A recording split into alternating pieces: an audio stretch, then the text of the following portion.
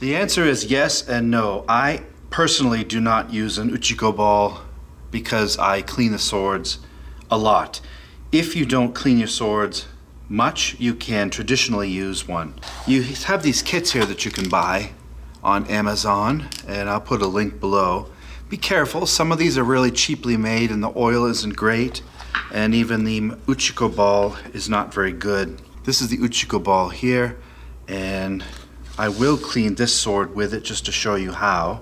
I've done a few videos on stuff like this. Again, the question was, do you use one? The answer is, I do not, because I clean them after every cut that I do, pretty much. You don't see that in my videos, but it's kind of boring. This is the Makugi Nuki, the little hammer that comes with it. I actually don't like these little hammers that come because there's no leverage to this, there's no weight to it. So I would recommend you buy a rubber hammer for taking the handles off of the swords and stuff. It won't hurt anything. It's a really good investment. I am going to use the little spike here just to remove the Makugi pins here. Placing the sword in your left hand, use your right hand, hit the wrist, and that will loosen the blade, as you can see. And I'm just going to use a cloth here to pull from the habaki.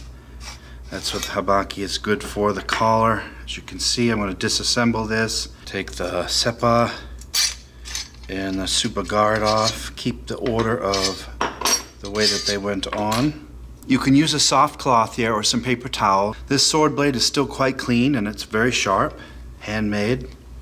So I'm just wiping it free of the oil. Now the Uchiko Ball, this traditional one, I don't think it's been around in history a very long time. I think this was developed in the Edo period. If you look in the movie Shogun, you can see Toshiro Mifune using this, cleaning his sword, but I don't see a lot of this in deep history. Now this might have a whetstone powder in it, so it could be abrasive on the blade, although I think that's a bit exaggerated. People worry about the large particles from this getting on the blade and scratching it. If you don't want to hit it the traditional way, you can see that leaves a lot of heavy particles here. I have seen some people just hit the mune, the spine, and then the fine powder drops down onto the blade. So if you're worried about scratching, you can just hit here and the particles kind of drip down, as you can see, onto the blade here. And I've even seen some people just use the stick.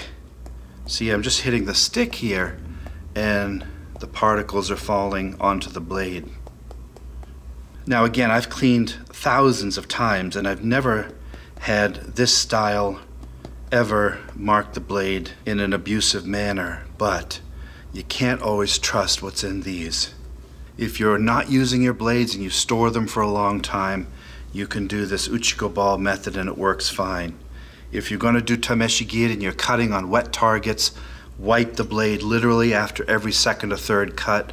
Don't leave it for more than 5 or 10 minutes with the oils from plants, or it will quickly rust an open-grained sword. So if the sword blade is heavily coated in oil, you can wipe it with a cloth and use the Uchiko Ball to absorb the other oils, but you don't have to use these traditional kits. There are a lot of modern tools that are better. After wiping the blade down, we have choji oil, which comes in sword kits here. This works, but I have had it on occasion with long-term stored swords coagulate and actually stain the blade. But it's not a bad option, this choji oil. Nowadays we have modern things like this beautiful knife oil here, which you can find on Amazon. I have heard people use gun oils, which is fine, or light mineral oils. If you don't trust modern stuff, you can use the choji oil, but if you live in a dry climate, you can clean your sword every month or so, or every couple of weeks if you live in humidity. So I apply just a little bit of this knife oil, and I use one of the sheets that were provided in the sword kit, and I put on a very light layer of oil on each side. You don't want too much oil, just a light coat is going to protect it quite well. Now it's just ready to assemble again.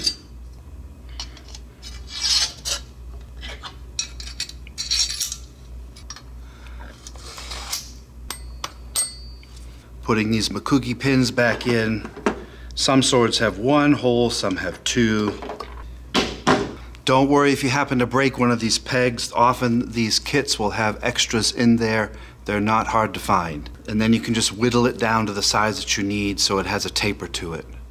So these old kits with the old brass hammers and the old Uchiko Ball here, it's up to you to use this. It doesn't hurt your sword by any means, but using common sense, just a rag, wiping the oil, keeping it clean, and then applying a thin coat of new oil is pretty much all you need to keep your sword in great shape. And of course, storing it in a clean, dry area. So there you go, Mark. I hope that answers your question. Thanks for watching, everybody.